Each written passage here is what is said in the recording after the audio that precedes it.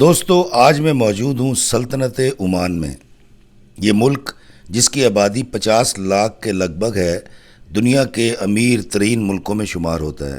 1970 سے پہلے یہاں پر نہ بندرگاہ تھی نہ ایئرپورٹ، اور سڑکوں کی لمبائی صرف 10 کلومیٹر تھی۔ مگر آج کا عمان دنیا کا جدید ترین ملک ہے، جہاں پر دنیا کی ہر سہولت موجود ہے۔ اس لق و دق صحرا کو ترقی کی راہ پر ڈالنے والے سلطان کا نام سلطان قابوس ہے، جو 50 سال تک عمان کے بادشاہ رہے۔ پچھلے 2000 سال میں شاید یہ پہلے انسان ہیں جو دنیا کے کسی بھی ملک کے بادشاہ رہے جس کا دور حکومت 50 سال پر محیط ہے۔ برطانیہ سے تعلیم حاصل کرنے کے بعد سلطان قابوس نے جب حکومت سنبھالی تو یہ ایک صحرا کا منظر پیش کرتا تھا۔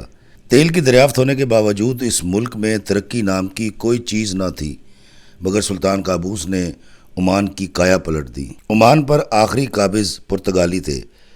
پرتگال جب عمان پر قابض تھا تب سلطان قابوس کے خاندان نے پرتگالیوں کو شکست دے کر یہاں سے نکالا اور موجودہ عمان کی بنیاد رکھی۔ سلطان قابوس نے جب حکومت سنبھالی تھی تب یہاں پر انفراسٹرکچر نہ تھا۔ سڑکوں کی لمبائی صرف 10 کلومیٹر تھی۔ 3 اسکول تھے جن میں 900 بچے پڑھا کرتے تھے۔ مگر آج کی سلطنت عمان ترقی کی منزلیں طے کرتی چلی جا رہی ہے۔ آج میں آپ کو سلطان قابوس کے 6 عالی شان محلوں میں سے ایک محل دکھانے لے جا رہا ہوں، جس کا نام ہے محل العلم۔ جی ہاں، یعنی جھنڈے والا محل۔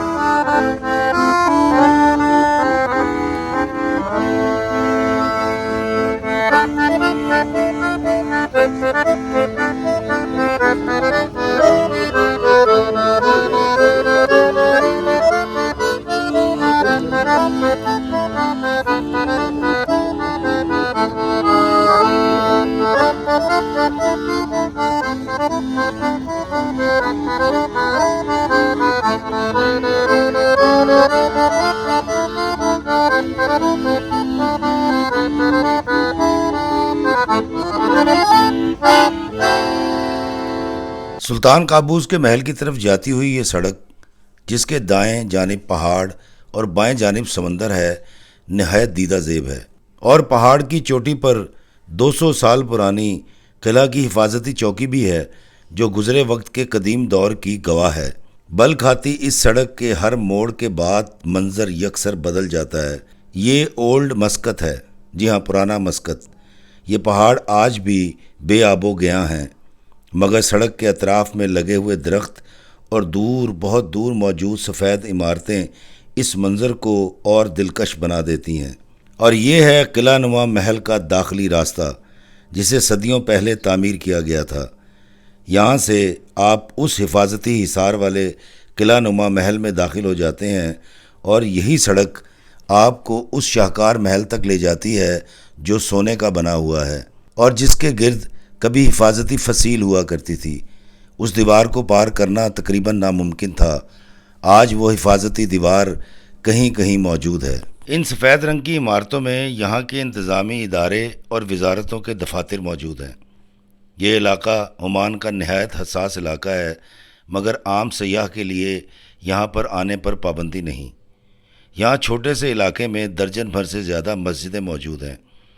بھورے رنگ کے پہاڑوں میں سفید عمارتیں منظر کو ایک اساطیری منظر بنا دیتی ہیں۔ ترقی یافتہ ملکوں کی فہرست میں پہلے 10 ملکوں میں کھڑا یہ ملک عمان آج جتنا جدید ہے اتنا ہی قدیم بھی ہے۔ یہ مناظر آج نہایت دل فریب، دیدہ زیب اور انفرادیت کے حامل ہیں۔ جانے کیوں یہاں آ کر مجھے یہ مناظر الف لیلوی سے لگتے ہیں۔ محسوس ہوتا ہے کہ میں کوئی پرانی تہذیب کی کہانی پڑھ رہا ہوں، کسی پرانے دور کے بادشاہ کی کہانی، اور کہانی پڑھتے ہوئے میرے ذہن میں اس دور کے مناظر خود بخود تخلیق ہو رہے ہوں۔ مجھے یہ مناظر غیر حقیقی اور افسانوی سے لگتے ہیں، جیسے میرے ذہن کی اختراع ہو، حقیقت نہ ہو۔ دوستو، اس سڑک کے دوسرے کنارے پر جو سفید عمارت نظر آ رہی ہے، یہ سلطان قابوس کے محل میں داخلے کا راستہ ہے۔ اس عمارت میں بھی سرکاری دفتر ہے۔ اس سارے علاقے کو جدید کیمروں کی مدد سے مانیٹر کیا جاتا ہے۔ یہاں کی سیکورٹی نہایت سخت ہے۔ سیاحوں کو کیمروں سے عکس بندی کی اجازت ہے، اور انتظار کی گھڑیاں ختم ہوئیں اور ہم پہنچ گئے ہیں محل کے سامنے۔